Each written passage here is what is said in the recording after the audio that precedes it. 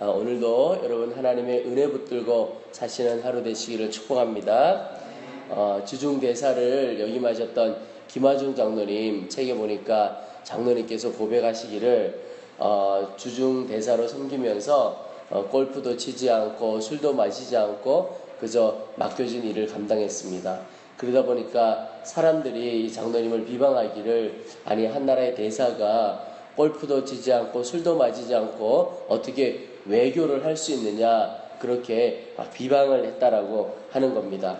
그런데 장로님 마음에 자신은 골프 치지 않고 술 마시는 그 시간에 오히려 나라 민족을 위해서 기도하는 구별된 그런 관리, 그런 외교관이 되겠다 그런 마음을 가지고 섬겨갔다는 겁니다. 그래서 어떤 경우에도 사람 의지하지 않고 하나님 붙들고 그래서 하나님 허락하시는 대로만 살아가야 되겠다. 그래서 일생 공직자 생활하는 중에 누구에게도 인사청탁을 하거나 또 인사청탁을 받거나 또 자기 자리와 관련해서 누구에게 도와달라고 부탁하고 말한 적이 한 번도 없다는 것입니다. 그리고 보니까 정말 김하중 장로님이 주중대사로 또 외교부 장관으로 또 통일부 장관으로 섬겨갈 때 정말 큰 역할을 했을 뿐만 아니라 하나님이 함께 하시는 사람이 어떤 것이고 하나님만 붙들고 사는 사람이 어떤 사람인가 정말 탁월함을 드러내 주었던 그런 귀한 분이십니다. 또 대천덕 신부님 생각이 납니다. 대천덕 신부님께서 저 강원도 산골짜기에 예수원 공동체를 세우셨는데 예수원 공동체를 세울 때도 정말 하나님께서 살아계시다는 것을 믿고 또 하나님께서 살아계시다는 증거가 이 공동체가 되기를 소망하고 그 공동체를 세워나갔습니다. 그러면서 예수원 공동체를 세워나가는 하루하루가 대천덕 신부님 고백하시기를 믿음의 실험이었다 이렇게 고백하고 있습니다. 그 말은 하나님께서 말씀하시고 하나님 의지하고 주님 붙들고 나아갈 때 주님께서 공급해 주시는 그 믿음의 실험이었다는 것이죠. 이 예수원과 대천덕 신부님의 그 삶이 믿음의 유산, 영적인 유산이 한국교회에 엄청난 영향을 미쳤습니다. 여전히 대천덕 신부님 돌아가셨지만 지금도 수없이 많은 젊은이들이 그곳에 가서 하나님을 의지하고 살아가는 것이 무엇인지 하나님과 동행하고 하나님의 음성을 듣는 것이 무엇인지를 배우고 있습니다. 믿음의 한 사람이 정말 큰 영향을 미친 것을 볼 수가 있죠. 그래서 어느 공동체건 간에 가정이든 교회든 또 나라든 믿음의 한 사람이 너무나 중요합니다. 결국은 믿음의 사람이 영적으로 그 공동체의 리더가 되고 믿음의 사람을 통하여 하나님의 역사가 일어나기 때문에 그렇습니다. 오늘 이 기도에 오신 여러분 모두가 믿음의 사람이 되고 섬기는 모든 공동체의 영적인 리더가 되시기를 축복합니다. 꼭 그렇게 될 것입니다. 오늘 말씀에 보면 남유다의 왕 아하스라고 하는 사람 때에 이 남유다라고 하는 왕국이 너무나도 큰 위기에 처해 있었습니다. 나라 안으로도 그렇고 나라 밖으로도 그렇고 너무나도 어려운 때에 처해 있었습니다. 근데 그때 하나님께서 이 아하스에게 말씀을 주십니다.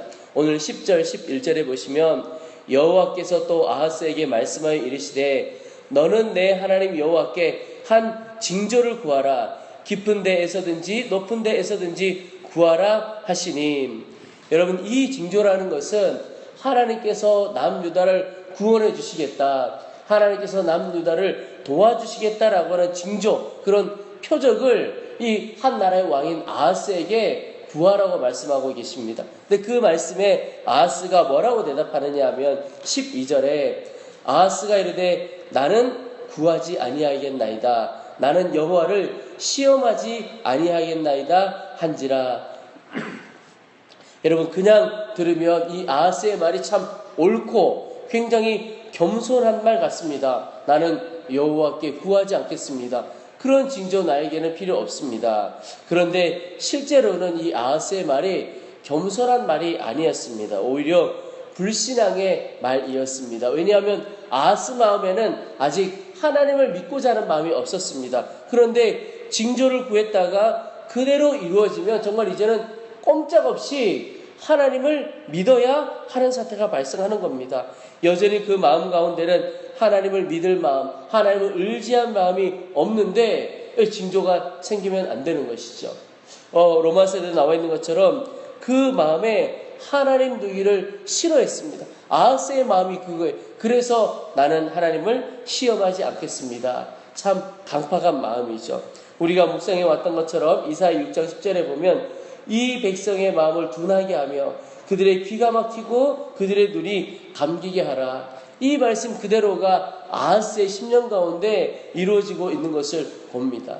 이것을 본 이사야가 이 아하스에게 굉장히 간절한 마음으로 간구를 하고 부탁을 합니다. 13절에 이사야가 이르되 다윗의 집이여, 지금 아하스를 일컫는 것입니다. 원하건대 들을지어다. 너희가 사람을 괴롭히고서 그것을 작은 일로 여겨 또 나의 하나님을 괴롭히려 하느냐. 징조 구하라는 하나님의 말씀을 왜 듣지 않느냐고 질책을 하고 있습니다.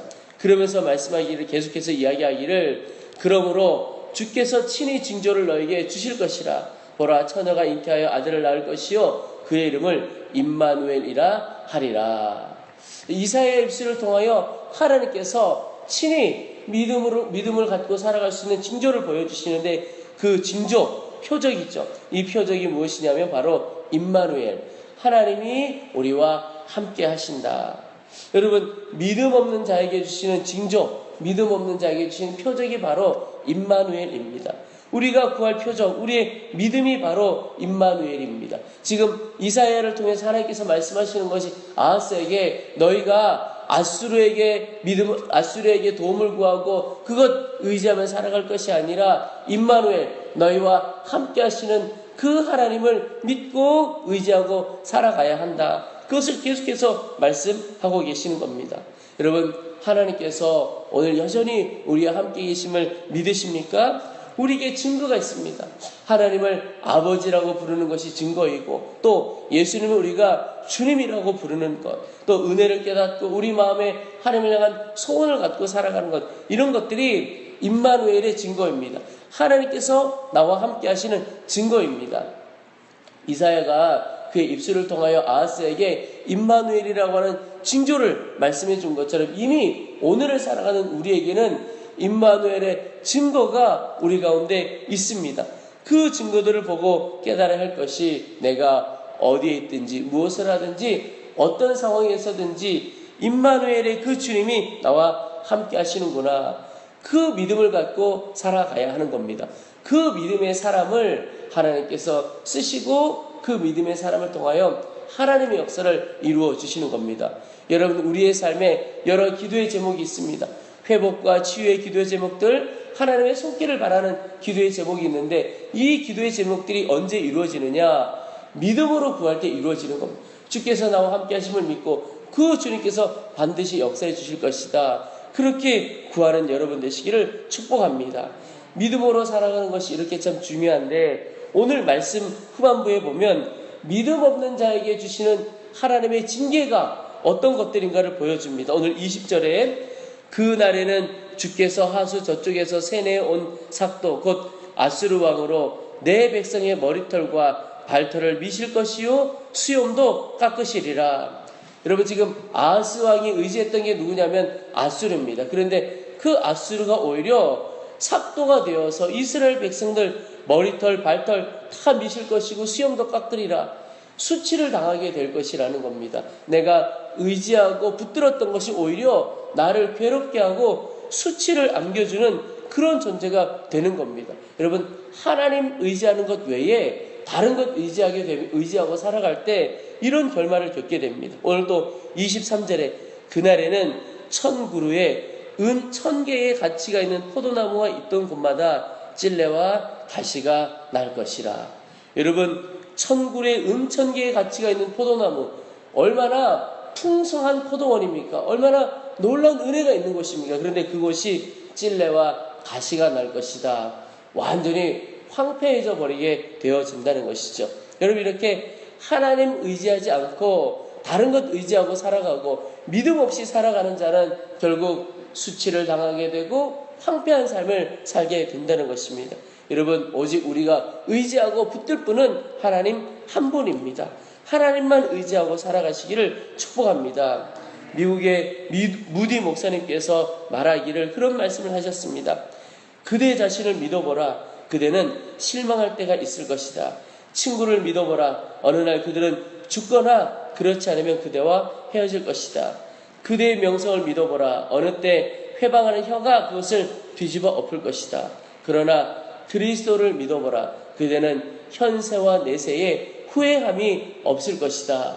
여러분, 오직 주님 붙들고 사는 삶에 하나님의 은혜와 능력이 임하게 된다는 것입니다.